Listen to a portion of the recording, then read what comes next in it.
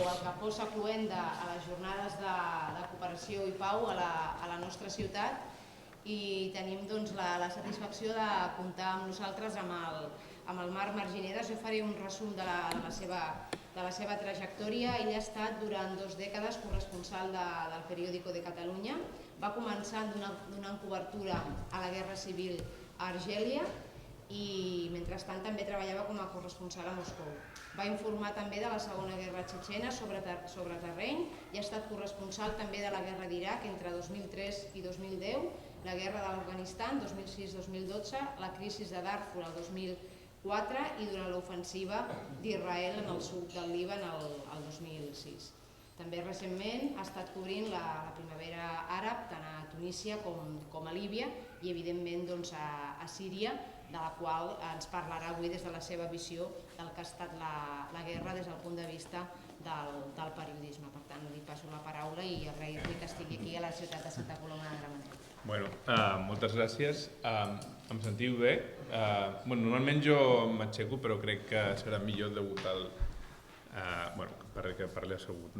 Jo aquesta conferència l'hem titulada com Síria, la guerra que no s'ha d'oblidar, que no pot caure en l'oblit.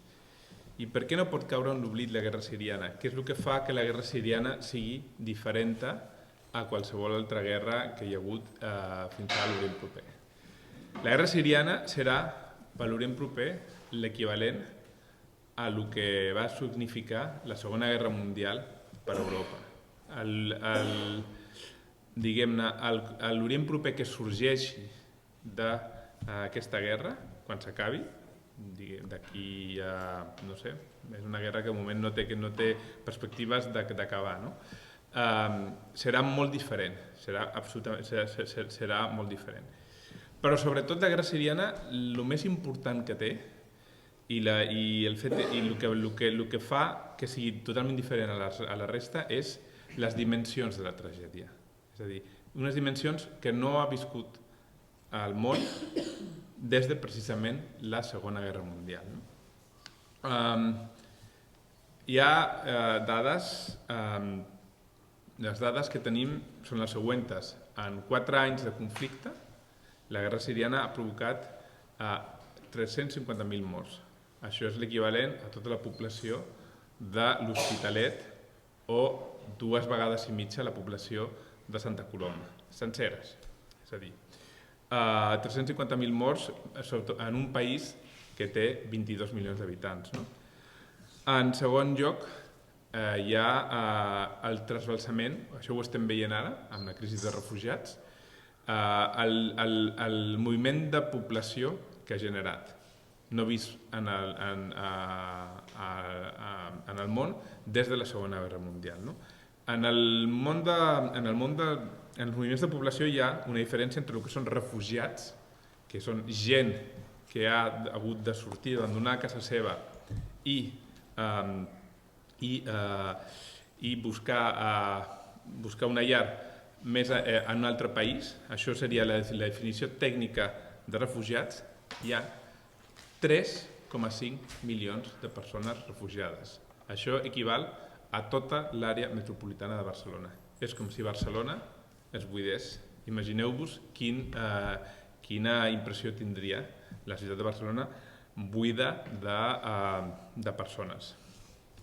Després hi ha una altra categoria que són la categoria de desplaçats, és a dir, desplaçats és aquesta gent que ha hagut de fugir de casa seva degut als combats, degut als bombardejos, degut al conflicte armat, però que no ha creuat cap frontera i que s'ha desplaçat dintre del seu país.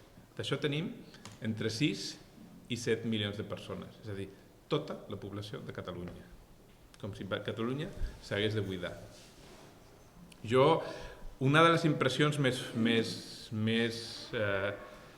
fortes que he tingut mai en tota la meva vida professional com a corresponsal de guerra va ser un viatge que vaig fer des de la ciutat de Sarmada, és la frontera entre Síria i Turquia, i l'últim poble de la província d'Idlib, ja al costat de la província de Hamas. Van ser 200 quilòmetres que vaig fer de nit, en la qual travessava pobles i pobles i pobles i pobles i pobles on no hi havia ningú, on tota la gent havia marxat.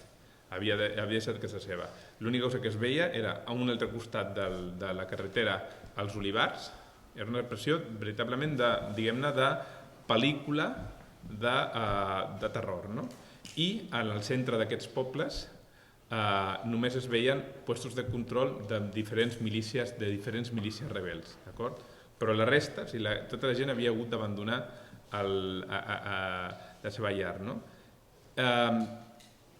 És a dir, això no és degut al fet que el front sigui al costat. Això no és degut al fet que hi hagi combats en aquests pobles, sinó degut als bombardejos, als bombardejos aeris per part de les forces governamentals del règim sirià. Per una dada, jo crec que si ens fixem una mica en aquest mapa, hi ha una dada que em sembla que encara és més aclaparadora, que són el número de morts civils. Quan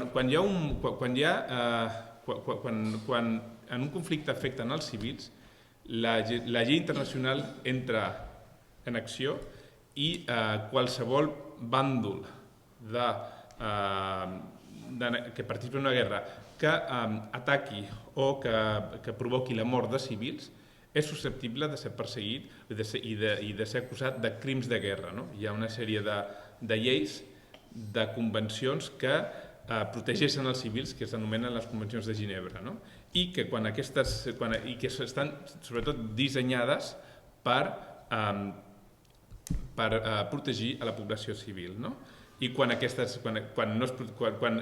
d'aquests bàndols viola aquestes normes, aquestes regles, ha comès un crim de guerra, crim contra la humanitat, o inclús el crim de genocidi, que és un delicte que no prescriveix. Doncs d'aquests 350.000 morts tenim 84.000 morts civils. Gent que no participava directament en el conflicte, gent que no estava, gent que no combatent. És a dir, nens, nenes, pares, mares, famílies que simplement van ser afectades pels bombardejos. Però fixem-nos, ara parlaré una mica, que hi ha un desequilibri entre el número de morts provocats per cada bàndol. I sobretot un desequilibri en l'impacte i en com es reflecteix aquests morts amb la premsa. Perquè si veiem, aquí està la silueta del president de Síria, Bashar al-Assad, no sé si ho veurà bé. Ell va dir "We are against killing innocent people anywhere", que vol dir estem en contra de matar amb gent innocent allà on sigui, però el 96,4% dels morts civils estan causats pel règim. Pràcticament 79.000 persones. Però què és el que passa? Que en realitat els mitjans de comunicació únicament ens fixem en aquests morts, en els que està causant ISIS, que són l'acrònim en anglès d'Estat Islàmic, que és, diguem-ne, la milícia armada que acapara a les portades i l'atenció mediàtica. És a dir, podem parlar, jo crec que és un 2,5%. 2.234 morts. I per altres faccions rebels més moderades, 1.672 morts. Però fixem-nos, és a dir, la gran majoria de morts són morts anònimes que no reflecteixen en els mitjans de comunicació. Jo vull passar-vos un vídeo que ha fet el meu company Ricard García Vilanova, un fotògraf que m'imagino que us sona el nom, perquè veieu quin és l'efecte que pot tenir, com pot ser la vida a Síria, a la Síria, afectada pels bombardejos des de posicions... No, perdoneu. No és aquest?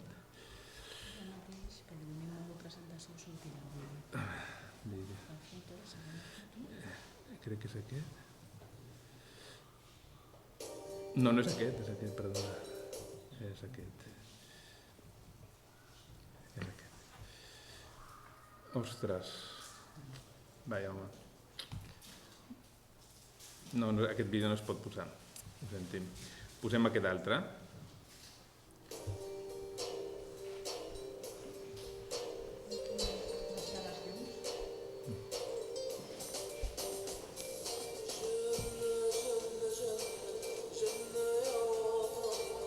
Aviam, si intentem fer una mica...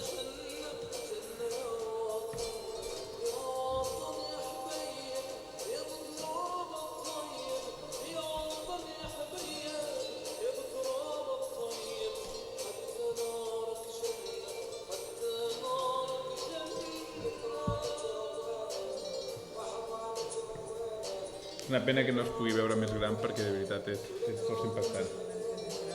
Sí. No sé, crec que no.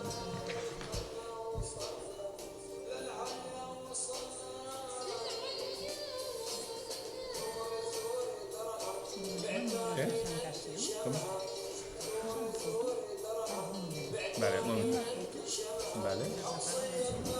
Vale. La foto que havies posat abans, Aviam. on estava la foto, la Sí. segona, Sí, aviam. sortia el graf. Sí? Vale. Ara li donem presentació. Vale. Jo crec que es veurà més gran. Vale. A veure, sí, es veu més gran. Ara passarà la foto i es veurà com a mínim aquest tamany. Vale. Sí. No, bueno.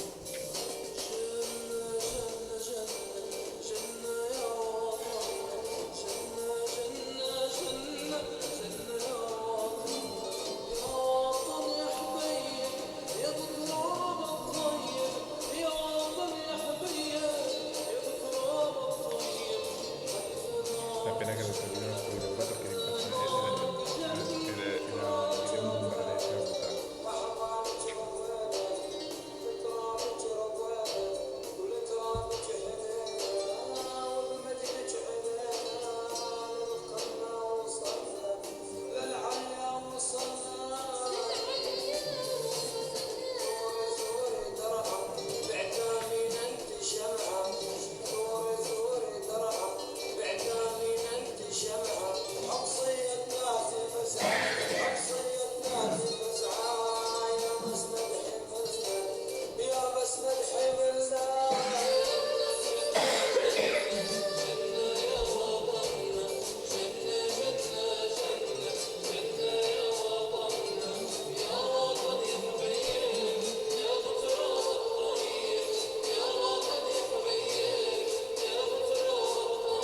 Qué pena las fotos. Bueno.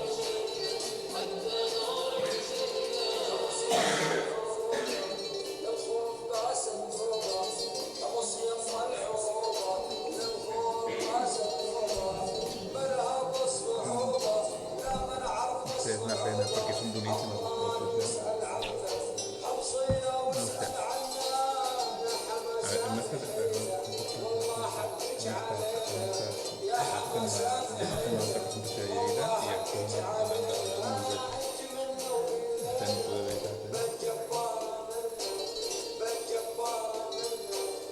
y el vídeo también es otro vídeo pero millor si t'entenem internet creo perquè si no puc recuperar també un vídeo que jo vaig fer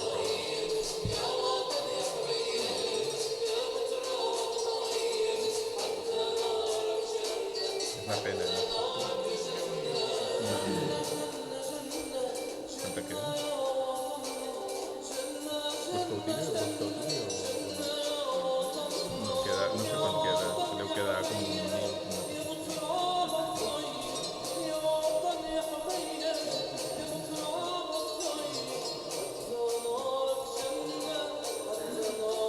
aquí veiem, per exemple,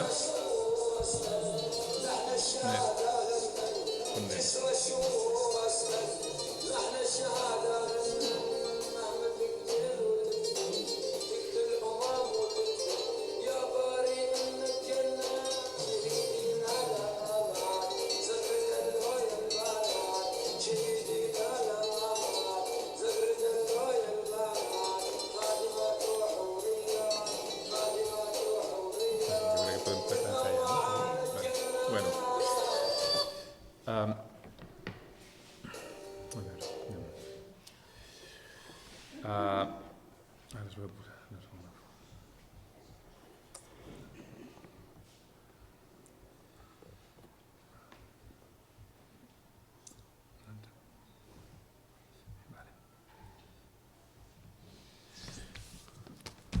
Aquí tenim un mapa de Síria.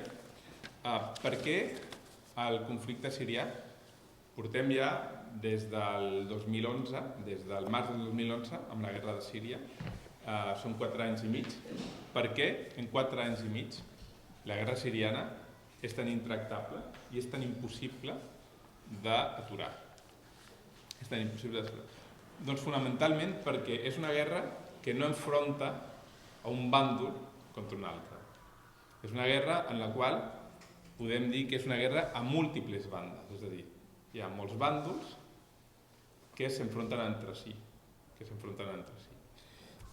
Aquí tenim molt clar, en aquest mapa, la distribució de quines zones controlen cadascun dels grups.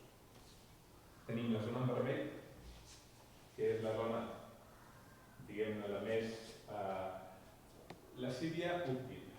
És a dir, la costa mediterrània, la ciutat de Latakia, la ciutat de Tartus, aquí hi ha una base militar de Rússia molt potent, i la capital de Damasc. Tot això és una zona contínua on viuen sobretot els alauites, que és l'ètnia, el grup ètnic religiós que diguem-ne que controla el país, d'acord? Doncs aquesta zona vermella és la zona controlada pel règim sirià. I sobretot en ella estan les ciutats més importants del país. Dintre del que són les diferents tonalitats de vel, són els grups moderats de vels, grups moderats o menys moderats.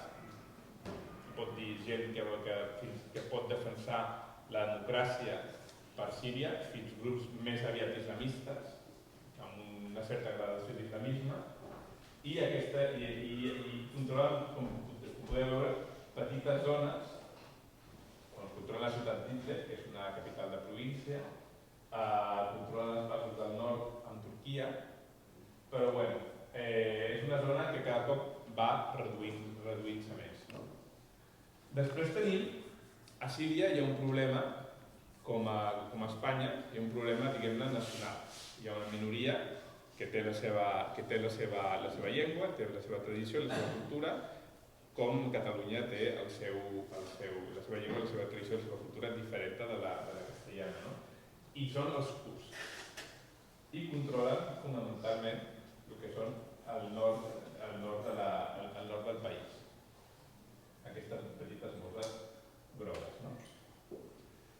I després tenim el que és tota la zona de grisos, que és el que controla aquest famós estat islàmic. Controla infraestructures molt importants, com és la presa més gran sobre el riu Éufrates, que es diu Yak Assad. Controla la ciutat de Raqqa, és una capital de província que és tan gran, probablement com Santa Coloma. I controla també una part de la ciutat de Deir ez-Zor. I també controla aquí el que són... Síria no és un país petroler, però produeix una mica de petroli i una part del petroli que es produeix a Síria es produeix a aquesta zona, que és la zona controlada per l'estat islàmic. Això què vol dir? L'estat islàmic és el primer grup jihadista que controla una part tan important d'un país i que té sota la seva autoritat a milions de ciutadans. Fins ara, l'únic grup jihadista que hi havia hagut era Al-Qaeda, i Al-Qaeda estava amagat a les muntanyes, la frontera entre l'Afganistan i Pakistan, i controlava una zona que pràcticament molt aïllada, i sota el seu comandament vivien només potser desenes, centenars, milers de persones. En aquest país no. És a dir, tenim un grup jihadista que controla pràcticament la meitat d'un país i que sota el seu comandament té milions de ciutadans. Estem parlant, a més, que sota el seu comandament organitza la vida allà i organitza la política educativa, organitza les les escoles, és a dir, els nens que van a l'escola en aquestes hores aprenen jihadisme. És un problema probablement el problema més gran de seguretat que té diguem-ne, la comunitat internacional. I entre tots lluiten entre si, és a dir, no és una guerra entre un i altre, és a dir, els rebels moderats lluiten contra l'estat islàmic, els kurds lluiten contra l'estat islàmic, el govern lluita contra els rebels, però a la vegada ja li fa el joc a l'estat islàmic, perquè ja li va bé. Aleshores, però això no ha estat sempre així, és a dir, aquesta guerra, diguem-ne, a múltiples bandes, no ha estat sempre així. I hi ha una sèrie de fases que ha viscut la guerra i que han fet que s'atomitzés sobretot el que és el bàndol rebel. Podem parlar de la primera fase entre el 2011 i l'agost del 2012. La gent, en aquesta fase, la gent va sortir al carrer i va sortir al carrer a protestar i a demanar exactament el que tenim nosaltres, és a dir, a Síria és una dictadura, Síria és un règim on no hi ha capacitat d'escollir el poder polític, on les èlits no es renoven i el que sobretot volien millor governança, menys corrupció, respecte als drets humans. La Síria, abans de la guerra, era probablement un dels països, juntament amb Corea del Nord, un dels països que estaven a la llista negra de les ONGs sobre els drets de l'home. I aleshores, aquestes manifestacions, durant aquest període d'entre el 2011 i l'agost del 2012, la gent, el règim, va respondre amb franctiradors. És a dir, imaginem-nos que a l'11M, a la plaça Catalunya, en lloc d'haver-hi antidisturbis, el que hi ha és el govern, qui sigui, disposa a les terrasses del banc del Banesto i del Casa Madrid, disposa franctiradors i comença a disparar contra la gent que estava acampada allà. Aleshores, aquesta gent, quan va haver aquesta resposta, els rebels van començar a organitzar-se. Van començar a prendre les armes i es van organitzar amb una sèrie de milícies, que es diuen en àrab catives, i sota un paraigües general que es deia l'exèrcit sirià lliure. Però era un exèrcit molt desorganitzat, molt autònom, no hi havia un comandament central. I precisament en aquest moment és quan comencen a entrar jihadistes individuals que lluitaven a altres zones del món, al Pakistan, l'Iraq, a l'Afganistan, a ajudar a l'exèrcit sirià lliure. Una segona fase, en aquest procés d'atomització de la guerra, jo intento fer-ho de la forma més perquè després puguin obrir un diari i puguin entendre exactament el que estem llegint. Una segona fase va ser entre l'agost del 2012 i l'abril del 2013. Aquests grups jihadistes individuals que estaven ajudant a títol personal, individual, als rebels aixecats en arma, comencen a formar ells mateixos les seves milícies. Hi ha un grup que es deia molt famós, que es diu Jabhat al-Nusra, que es declara, jura lleialtat al Qaeda. Un altre que es diu Ahrar al-Sham, que rep diners des de Qatar. Un altre Shukur al-Sham. I aquesta gent comença perquè els diners del Golf, aquests grups reben finançament dels països del Golf, tenen armes i el que fa és que hi ha un fenomen de gent que militava abans en milícies, en grups moderats, que se'n va a grups jihadistes. No per una qüestió ideològica, no perquè ells volguessin implantar la ideologia, no acceptessin l'ideari d'un grup jihadista, no. Sobretot perquè ells tenien les armes, perquè tenien més diners, perquè tenien experiència en el combat i perquè es van sentir molt abandonats per la comunitat internacional perquè no hi va intervindre. Una tercera fase, entre estiu 2012 i gener del 2013, un d'aquests grups és l'Estat Islàmic i es declara l'Estat Islàmic. Una d'aquestes faccions es proclama i comença, diguem-ne, a acaparar cada cop més combatents. I aquí és quan comencen a haver-hi problemes entre els diferents grups rebels. Molts rebels diuen no, vostès han vingut aquí a implantar la llei islàmica. Nosaltres no volem tenir res a veure amb això. En canvi, l'Estat Islàmic, evidentment, el que volia, el seu projecte era reeditar una cosa que es diu el califat, que és el sistema polític que va implantar Mahoma després de la seva vida, i que és el referent per qualsevol creient musulmà. Tots aquests problemes, entre el gener del 2014 i juny del 2014, van acabar en una guerra oberta. L'Estat Islàmic va ser expulsat de la ciutat d'Alep, que és la segona ciutat d'importància de la Barcelona de Síria, i sobretot se'n va expandir cap al nord-est de Síria. I va travessar i va arribar a conquerir una àmplia zona del país veí, que és l'Iran. En aquest procés, ja per acabar, i perquè he intentat fer-ho sobretot molt fàcil perquè després sobretot pugueu entendre i no rebutgeu un article de Síria. Ja va ser el moment que va sorgir el líder del grup de l'Estat Islàmic, que es diu Abu Bakr al-Baghdadi, va anar a una mesquita a la ciutat de Mosul, que és la ciutat més gran, és una ciutat tan gran com Barcelona, que està sota la seva autoritat, i des del púlpit de la principal mesquita de Mosul va proclamar el califat i va dir: jo el que vull és expandre, conquerir el món i expandir la llei islàmica per tot el món. Com podem veure, no té res a veure a l'origen de la guerra siriana, els motius pels quals la gent va sortir al carrer al principi, amb el que ha de generar. Ja per últim, no em vull explicar més en el tema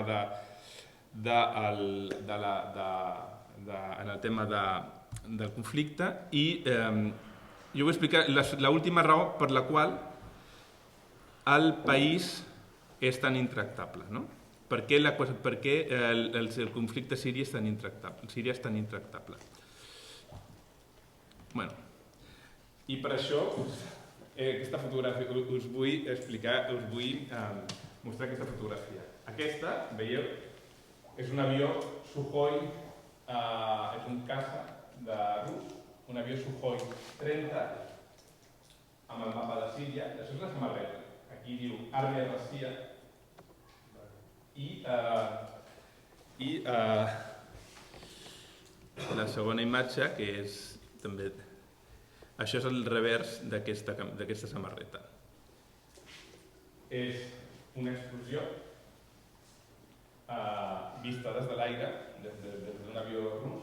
Aquí posa en rus Patiens i Assada, que vol dir recolzament a Assad. Doncs aquesta samarreta és una samarreta que es ven a la botiga aquesta que es diu Armia Rassia. Es ven a una botiga que està a la principal avinguda comercial de Moscou, l'avinguda Tverskaya. O sigui, us podeu imaginar quina és la percepció que té Rússia del conflicte a Síria. És una percepció, la gent a Rússia, el conflicte sirià és una mena de videojoc, perquè és com les autoritats, els mitjans de comunicació presenten el conflicte a les seves... inclús fan fins i tot samarretes amb això. I això, us he posat aquesta imatge per explicar-vos l'última raó per la qual el conflicte és tan intractable. Perquè cadascú dels bàndols dels que hem parlat rep el recolzament d'una potència o d'altra, d'Estats Units, de Rússia. I què és el que fa? Que hi hagi una situació de taules permanent. taules permanent, i que ningú pugui imposar-se en el camp de batalla i que la guerra s'eternitzi. Un funcionari de l'estat espanyol em va dir literalment amb aquestes paraules: Síria és com si totes les potències del món s'haguessin posat d'acord per dirimir els seus problemes i les seves diferències a dintre del territori sirià. Aquestes aliances són les següents. Rússia recolza el règim. Encara que el règim, com hem vist, sigui culpable de genocidis, com a mínim de crims de guerra per Rússia, que és un país, una dictadura, que no té pressió de la seva opinió pública i que sobretot la seva opinió pública el que li demana, més que la primera demanda que un rus demana a les seves autoritats és que el seu país sigui respectat com a superpotència. Aleshores, per ells, la guerra siriana Rússia ha donat l'oportunitat a Rússia a tornar a jugar, a presentar-se al món, com durant l'època de la Unió Soviètica, com una superpotència. I el que està dient al món és: si vosaltres voleu la pau a Síria, vosaltres haureu de pactar amb mi. Rússia, al principi de la guerra, fins al setembre, el que ha recolzat el règim, enviant de forma massiva armes, helicòpters, etc. Aquests helicòpters que provocaven aquests bombardejos i aquestes matances, i ara, des del setembre, participa directament amb 30 avions. I per fomentar, diguem-ne, la mobilització de la seva població, ven samarretes a les principals avingudes comercials. Un altre país que està jugant la seva carta a Síria és l'Iran. Per què l'Iran recolza el règim de Bashar al-Assad? Perquè per proximitat religiosa. El règim de Síria està controlat per un grup religiós que es diu els alauites, és una escissió dels xiïtes, i l'islam en versió xiïta és la religió majoritària de l'Iran. Aleshores, l'Iran sobretot vol que l'Iraq, que en aquests moments està controlat per un govern xiïta, Síria, que és el país veí, continuï controlat per un govern xiïta i l'Iran tingui accés al mar Mediterrani. Aquest ha estat, a més, un recolzament molt intens. L'Iran, a part d'armes, ha enviat milícies, paramilitars a recolzar el règim de l'Assad. I fins ara han evitat que el règim caigués. Un règim que, a més, que està recolzat en aquests moments només, podem dir, per l'11% de la població. Però aquesta implicació de l'Iran i de Rússia ha evitat que el règim sirià caigués i fos derrotat. Després tenim l'oposició, els rebels, aquests grups rebels moderats, que estan recolzats d'una forma sobretot verbal per Occident i Estats Units. Però no és un recolzament, ha estat un recolzament, diguem-ne, poc efectiu.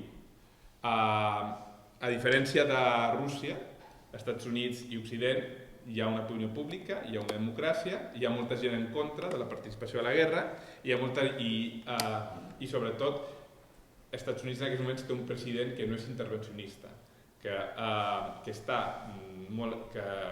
Estats Units ve del fracàs del que ha sigut per ells la invasió de l'Afganistan i de l'Iraq i està en un moment que no vol intervindre en les guerres arreu del món. Per això el recolzament fins ara dels rebels ha estat poc intens. La resta de països occidentals, evidentment, nosaltres seguim, diguem-ne, l'exemple que marca Estats Units i, evidentment, si Estats Units no s'hi fica, nosaltres, Espanya, Europa en general, tampoc s'hi ficarà, sobretot perquè no té la força i la capacitat. I per últim tenim el paper que han jugat les monarquies del Golf. Són països molt rics, són països que tenen molts diners i són països molt ineficaços a l'hora de gestionar, diguem-ne, els seus diners, i aleshores, en el moment en el qual encara no s'havia format l'estat islàmic, podem dir que donacions privades de diners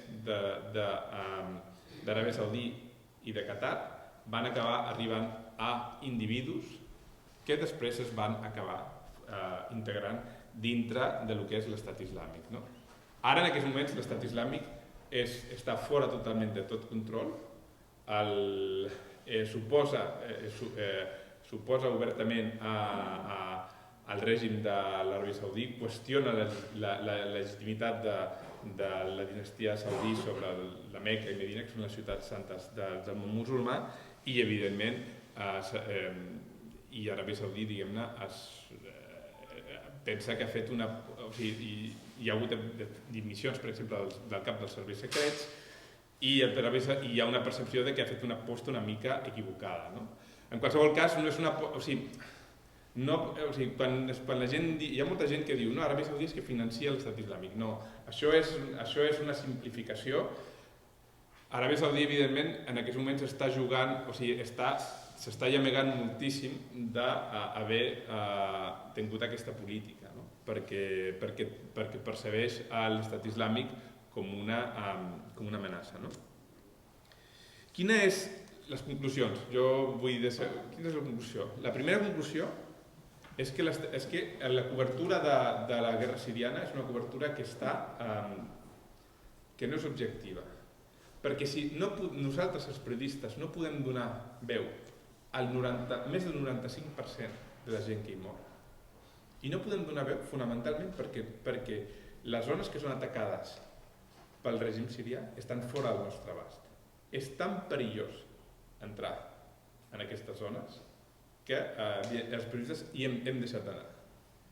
Aleshores, què és el que hi ha? Hi ha una sobreexposició de tot el que fa l'estat islàmic. Un exemple molt clar.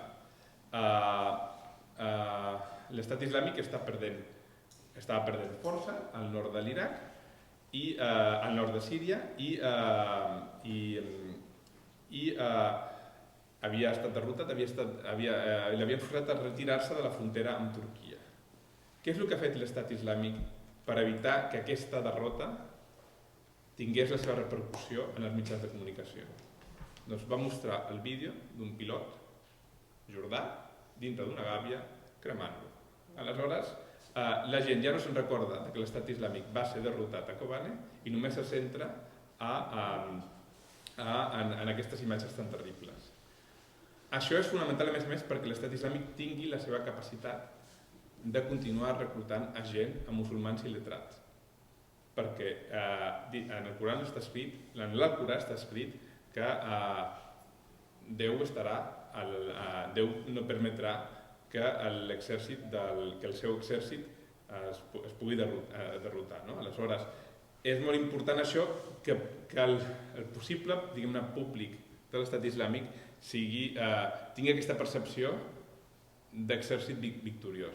I això ho fa veritablement molt bé, subministrant-nos imatges molt impactants, i nosaltres, els mitjans de comunicació, seguim. I per últim, jo crec que és important entendre per què hi ha centenars de milers de persones en aquests moments estan cridant a la porta d'Europa.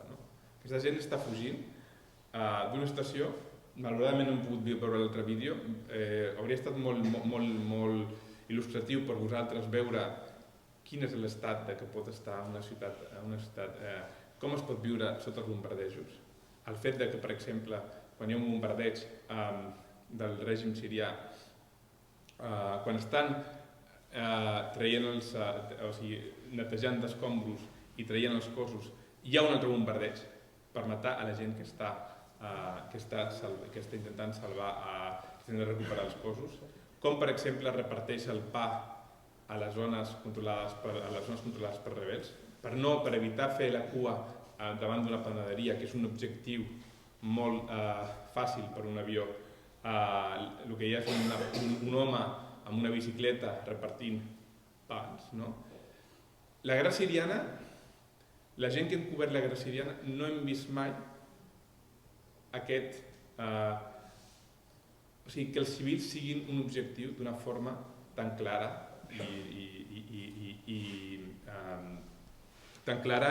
i amb tanta crueltat. Mai. Jo he estat a Algèria, Txetxènia, l'Iraq, l'Afganistan.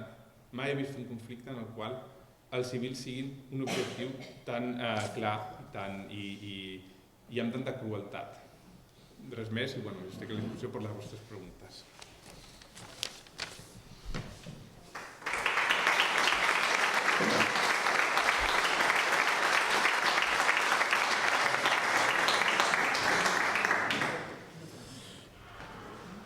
Sí, gràcies, Marc. De fet, havíem triat la sala de la Biblioteca Central abans de saber que el Marc passaria un vídeo amb fotografies i demés, però igual podem tenir l'oportunitat que el Ricard en algun altre moment pugui fer una segona part de les fotografies que tenen una alta qualitat i que no hem pogut visionar.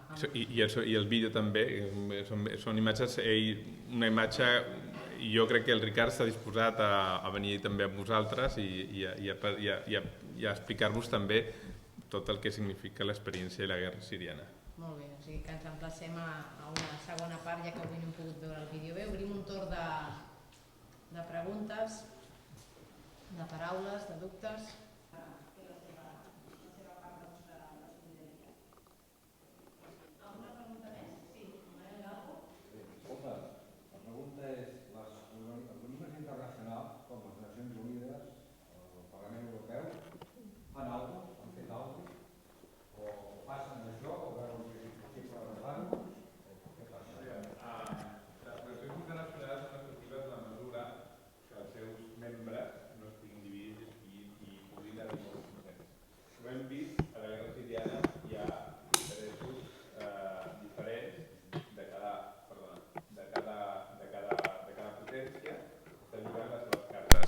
Aleshores, clar, una organització internacional no és efectiva si els seus membres no tenen la voluntat de trobar un consens. Per la meva experiència amb els conflictes i com reaccionen els polítics en general amb ells, no és el cas de la Núria Parlon, però els polítics fonamentalment reaccionen quan la pressió és insuportable. És a dir, però fins al moment que la pressió no és insuportable, o sigui, portem 4 anys i mig de conflicte, fins que la pressió no és insuportable, els polítics no acaben de sentir que han de trobar un consens. Aquesta crisi de refugiats el que està fent precisament és que està pressionant d'una forma molt intensa als polítics a trobar una solució. El problema també és que hi ha un país, sobretot, jo crec que en aquest cas és Rússia, que és el país en el qual estic treballant, que aquest tipus de pressions que diguem-ne que no és susceptible, primer perquè els refugiats no estan anant a Rússia, i segons perquè té uns interessos que poden prolongar molt el conflicte. Jo crec que en qualsevol cas a Síria va haver-hi un moment quan encara no s'havia atomitzat els grups rebels, quan encara no hi havia aparegut l'Estat Islàmic, en què sí que hi havia una possibilitat d'intervenció i que hauria estat bé la imposició d'una zona de no sobrevol. El que passa que jo crec que s'ha de repartir una mica les culpes. Hi ha una part de l'esquerra, malauradament aquí a Espanya i a Europa en general, que no acaba de percebre o que no acaba d'acceptar que un règim com el sirià, que té una pàtina d'antiimperialisme, que té un historial d'haver-se enfrontat a Israel, sigui capaç de fer el que ha fet. Aleshores s'ha pressionat moltíssim a la contra. I això ho tenim, per exemple, jo me'n recordo, no diré noms, però jo me'n recordo que quan van bombardejar el règim amb armes químiques en el 2013, van haver-hi gent que no havia estat mai a Síria, representants de grups una mica ideologitzats, de l'esquerra molt ideologitzats, que van dir que allò havien estat els propis rebels que havien provocat un atac com aquests. Quan qualsevol persona que hagi anat a Síria i que hagi cobert la guerra sap perfectament que els rebels apenes tenen llançagranades, armes lleugeres, però són incapaços de tenir armes químiques. Aleshores, hi ha hagut una confluència de factors que ha fet que la guerra es prolongués. També hem de dir, Israel, per exemple, ha jugat la carta, Israel està al costat, és un país que tenia una possibilitat, ha decidit, ha apostat ha pensat, tinc dues possibilitats en aquest conflicte, sigui recolzar un nou govern a Síria, sigui permetre que a Síria estés entretingut durant els propers 20 anys en una guerra i es matin entre ells mateixos. Israel ha preferit, evidentment, la segona opció. Com em deia un company, Israel sempre aposta per l'apocalipsi.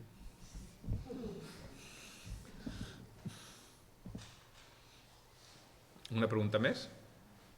Manell. Jo volia preguntar-te sobre el que has dit, que m'he fixat, és que si els Estats Units va per un camí, Europa va seguint també per un mateix camí. Llavors jo em pregunto, i aquest camí quin és? Els interessos. Jo volia dir que a part de tota la complexitat que té aquest conflicte, que podríem comparar amb conflictes molt anteriors també en altres parts del món, a part d'aquest conflicte, què tenim a la balança? Per una banda, tenim l'Europa dels drets humans, l'Europa de la democràcia, de l'estat del benestar, i per l'altra banda, què hi tenim? Tenim els homes de negre i tenim els interessos de l'armament i les matèries primes. Llavors, aquesta balança, jo crec que està totalment desequilibrada a favor de la segona opció, dels homes de negre, dels interessos econòmics i sobretot del petroli. Perquè a la primavera àrab, el que era, si ens hi fixem, on hi havia totes les propostes de la primavera que va sortir de baix, com ha quedat tot això? Amb dictadures tan ferotges com les anteriors, amb un desgavell totalment irrecuperable en molts casos, i aquí també va començar la primavera àrab a Síria amb el tema dels rebels en contra de la dictadura d'Assad, que estava recolzada també per Estats Units i les grans potències. I que no ens enganyem, hi ha interessos molt profunds, però és que imagineu-vos que la primavera triomfa.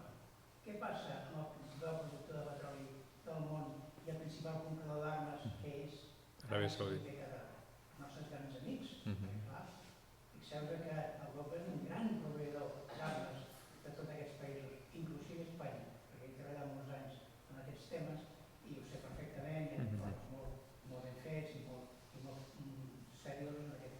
Per tant, jo arribo a la conclusió al final de que les fotografies que desgraciadament no s'han pogut veure, que m'imaginava que hi havia, era el sofriment de la gent, dels ciutadans d'aquest país, aquest sofriment tan insuportable, al final arriba a ser un dany col·lateral. És un dany col·lateral, perquè jo aquest sofriment l'he vist a Guatemala, l'he vist a l'Equador, l'he vist al Txad, l'he vist arreu del món en altres moments. Per tant, al tanto amb l'Europa, no? Vull dir que la pregunta és, què hem de fer nosaltres perquè aquesta Europa entre cometes, perquè és una Europa d'estats que sumen igual a Europa, que hi ha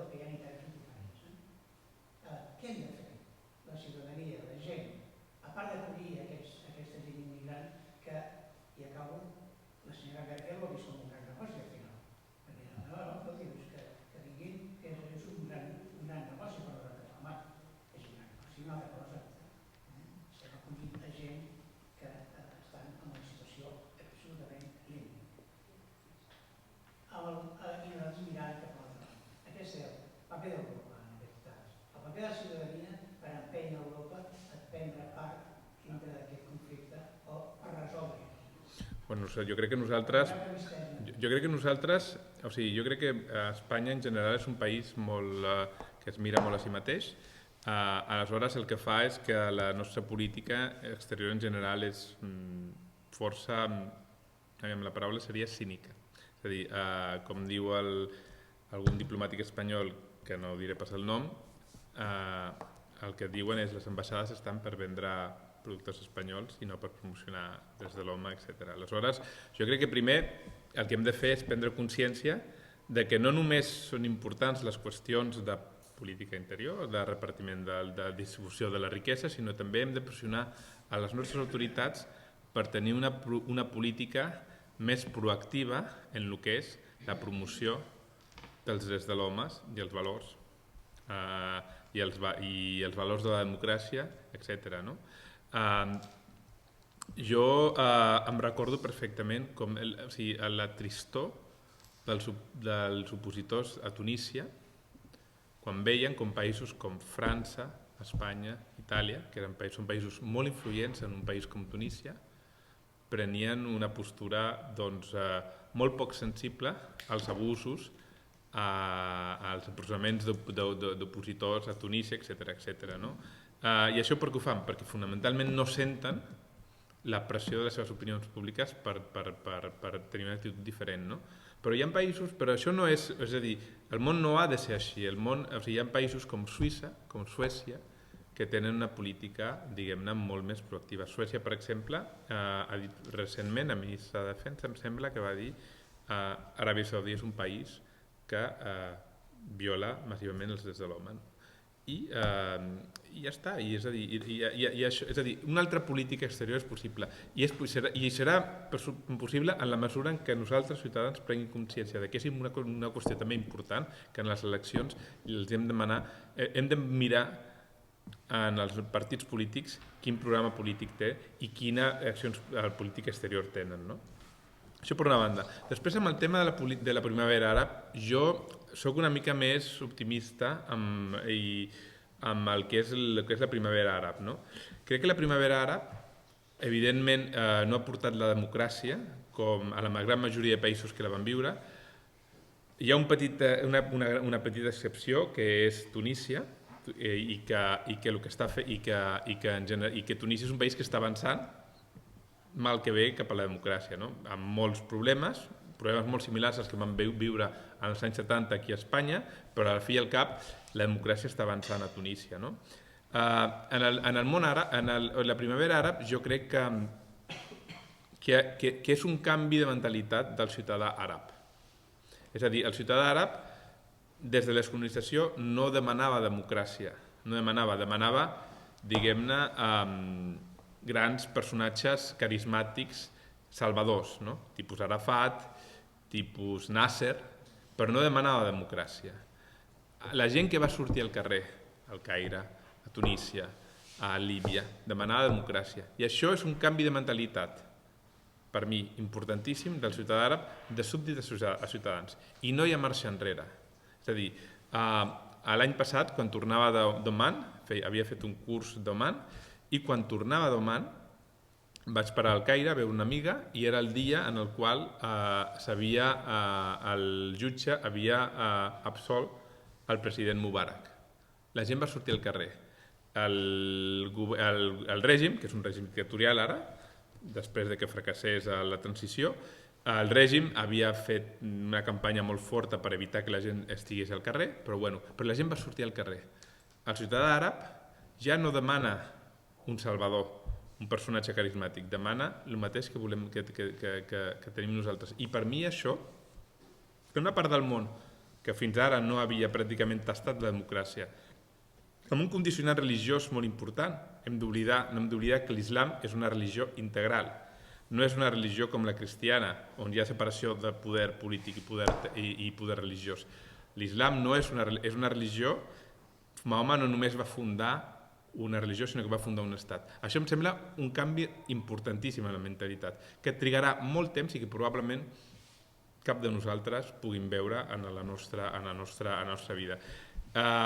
Si pensem, per exemple, hem de fer una mica història, de la Revolució Francesa fins que a França es va estabilitzar un règim democràtic d'alternància de poders van passar dècades. No? Aleshores, potser estem en un moment molt similar en el món històric molt similar. Sí, estic molt d'acord amb tu, perdoneu, amb vostè, però... No, tracta'm de tu, sisplau. Bueno, és igual, de tota manera soc tan gran per dir-ho tu a tothom. El fet és que, per exemple, hi ha una nació que ara està en un enrenou i la qüestió religiosa és molt important, és Turquia. Això és un fet, que Turquia ha fet això, ha fet la separació de la religió amb l'Estat. I Turquia és com l'antiga Roma, que tenia un imperi enorme. Això no vull dir amb això que l'influència de Turquia sigui una cosa definitiva, no. Però Turquia era un estat on l'islam era la religió de l'estat. Això està claríssim, no?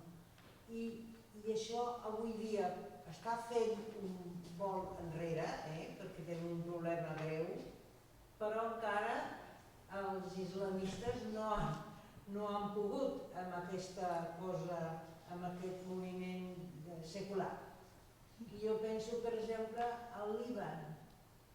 En totes aquestes nacions tenen moltes minories, nosaltres veiem minories, però no són tan minories. Hi ha a Síria mateix o a l'Iraq mateix, per de tota manera és un enrenou el que hi ha. Però hi havia moltíssima i s'estan anant, estan fugint els cristians, que era una cosa molt important, però no solament, hi ha altres moviments islàmics. Vull dir, estic d'acord amb tu, però hi ha hagut moviments, hi ha hagut coses que ara tenim la volta enrere, és com aquesta cosa de la balança, no? Estic d'acord, la història és un moviment pendular en general i en qualsevol cas Turquia no és un país àrab, és un país que té elements està també molt a prop d'Europa en algunes qüestions. El Líban tampoc és un exemple perquè és un país multireligiós, però jo crec, insisteixo, que en un país àrab musulmà com Tunísia, que la democràcia hagi tirat endavant. Jo que vaig cobrir en la dècada dels 90 l'experiment fallit que va haver-hi a Algèria, em sembla no em sembla gens menyspreable, no? Gens menyspreable.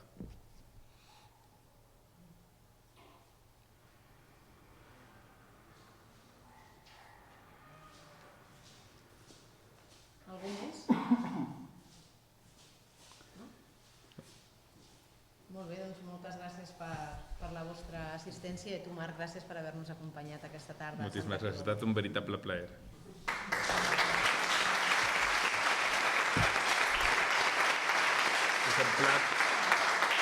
Us emplaço a veure els vídeos que avui no hem pogut veure bé amb el Ricard, que serà que es podrà donar encara més una imatge del que és aquest conflicte tan devastador. Moltes gràcies.